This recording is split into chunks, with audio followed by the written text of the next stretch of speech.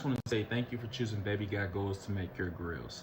We appreciate you no matter if this is your first grill, second grill, or your 100th grill. We appreciate you choosing us to make your grills for you. We're gonna make you the best grill we possibly can, but to do that, we first need you to help us by giving us the best impressions that you can. What we've got here, impression trays, the top and the bottom, a water cup, and some alginate. The things that you're gonna need, some type of scraper. I prefer using a cake spreading spatula and a little bowl. Just like a little plastic bowl, it doesn't matter what kind of bowl, just something small, something that you can mix with. First thing you're gonna wanna do is you're gonna take your water cup. It's gonna be empty. It's gonna have a line on it that says fill here. You do not wanna go over the line or under the line. Fill it right to that line and put it on a flat surface so that the water can level out so you can see where it's at to make sure you get an accurate amount of water into it. You need exactly 25 milliliters of water. We've got our water filled to the fill line. The next step you wanna do is you wanna take your alginate. You wanna pop it open and have it ready for you. That's the blue powder with the label alginate on it. You're gonna take your bowl. You're gonna have your impressions ready. You're gonna take your water and your alginate. You're gonna pour the water in first to the bowl. You wanna make sure that you're using room temperature water. Not cold, not hot. If it's hot, it's gonna set quicker. If it's cold, it's gonna set a lot slower. You'll be stuck with it in your mouth for a lot longer. And if you have sensitive teeth, it's gonna hurt your teeth. It's gonna be a little painful. It's a little sensitive. Room temperature water. One tip that can help if the alginate is setting too quickly and you can't mix it fast enough is to use slightly cooler water. Slightly cooler water will make it take longer for the alginate to set, so it won't harden before you get it into your mouth. But it does take longer to set. You'll be having it in there for a bit longer. First thing you're gonna do, like I said, is pour the water into the bowl, and then you're gonna take the alginate, you're gonna pour the alginate into the bowl. When you're mixing the alginate, I'm gonna show you how I mix it. All right, now my internal clock of 30 seconds is ticking. I mix it up a little bit, and then I kind of scrape it, scoop it, flip it. Scrape it, scoop it, flip it, scrape it, or yeah, whatever. Scrape it, scoop it, flip it. Scrape it, scoop it, flip it. Scrape it, scoop it, flip it. There you go. Go a little slower. I usually scrape it, scoop it, flip it.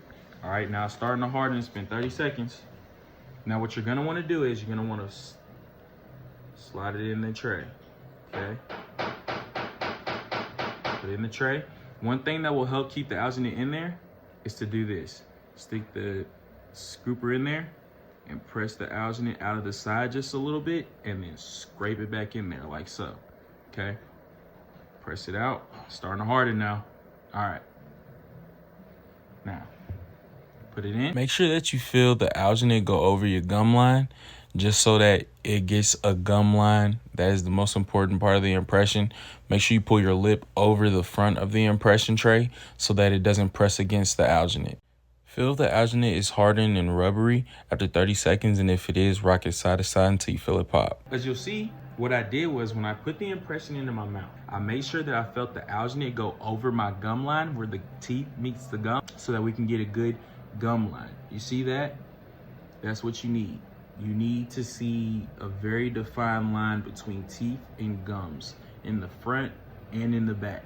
I make sure that my lip goes over the front of the tray. You have to make sure it goes over the front of the tray, otherwise it could press in against that and you won't get the gum line. That's very important. You wanna make sure that you see where there's like slightly, where the where the alginate is slightly not touching, that's okay, but you wanna make sure that the alginate looks like this.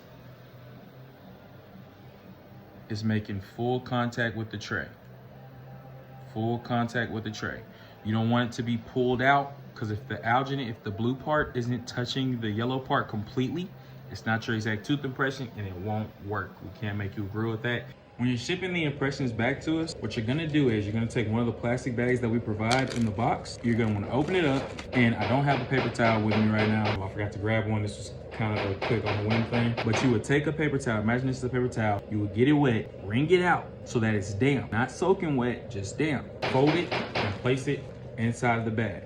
You would take the impression and you would set it on top of the paper towel. That is to keep the impression fresh and make sure that it does not dry out during the shipping process. So you'll do that, place the impressions in there, okay? Do not try to shove them in there because you can damage the impressions. Place them in there like so. Imagine that's the paper towel, but you place it in there like so, the damp paper towel. Then you're gonna zip it up a quarter of the way. You're gonna press all the air out. Try not to press on the impressions. You don't wanna hurt the impressions, they're very important. So you're gonna try to get as much air as you can out, and you're gonna close it all the way off, okay?